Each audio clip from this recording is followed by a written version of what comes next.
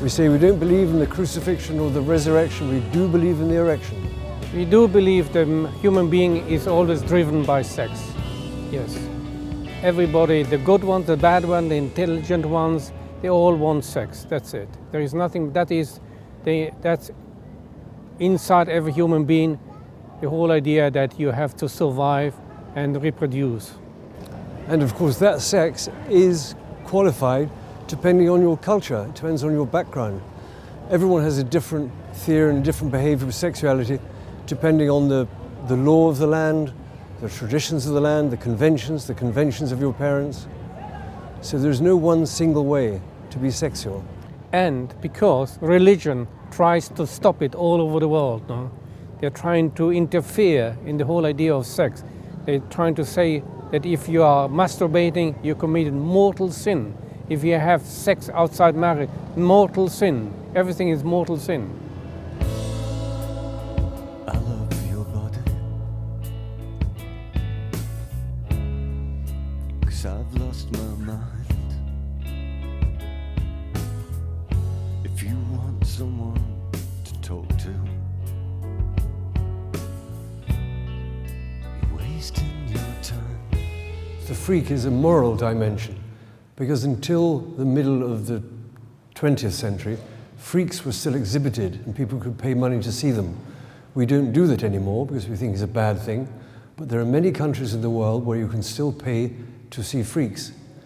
And in the recent years, it becomes a very big medical issue, because ladies have scans when they're pregnant, and they can choose whether that baby should become part of our world, or whether it should be aborted. Down syndrome children are aborted by many families by choice. So it is a huge moral dimension. Also in schools, in colleges, where people are bullied for being too fat or too thin, or having a different appearance. And even a Union Jack means so many different things for different people, because now we see all more and more on the television, we see the coffins of the dead soldiers coming back from Afghanistan, and they all have the Union Jack on top of the coffin. And if you don't like it, they burn it, no? Like they burn the American flag. It means a country. And if every relationship is a two-way street, I have been screwing in the back whilst you drive. I never said I was deep. We think of it more of a tribalism, really. We even think that the common market, bringing people together as one group of countries, has a tendency to make people more tribalistic. We've noticed that whenever we visit a city in Europe, they immediately ask you whether you like their city. So everyone becomes very, very chauvinistic and tribalistic because of the necessity. We still need to have a pride. There are negatives and positive sides to tribalism. But one has to be very, very careful, because tribalism can lead to horrors.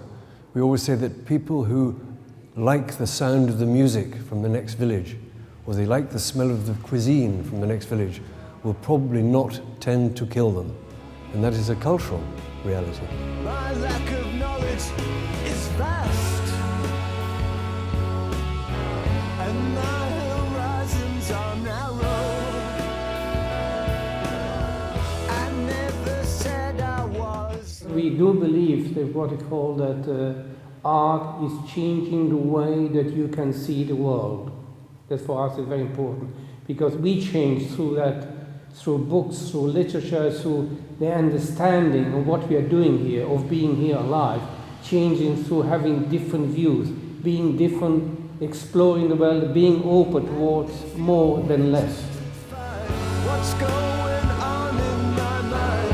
You could be waiting. Democracy is the nearest thing that was invented so far for fairness, but democracy is understood in different ways in different countries. We're still trying to aim for better. We always think in general that we like the idea of the individual rather than any form of collectivism.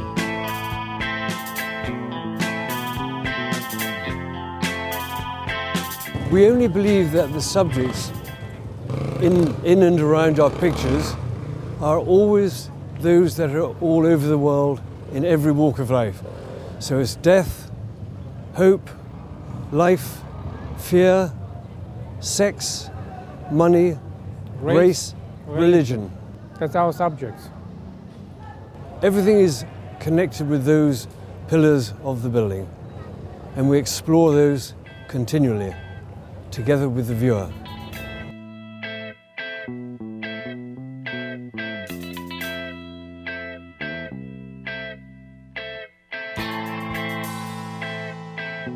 It is a great privilege to be an artist, and we remind ourselves of that every day. The main privilege is that we're able to go from our house, through the backyard, into our studio, bolt the studio door, and say whatever we want. Nobody can interfere. And the second privilege is to take those pictures out all over the world and show them to thousands of people, again, without interference. It was an extraordinary invention for us to be living sculpture, and not a burden at all. In fact, we are happy every single day that we managed to create this identity for us. It's a life story. It's fantastic. We say that we only do it for the reward, and the reward is when the pictures are finished and they're hanging on the walls of the gallery, and it's 6:30, it's the opening's about to take place, we have a glass of wine in the hand, and then we're surrounded by teenagers licking us all over. Then we feel rewarded.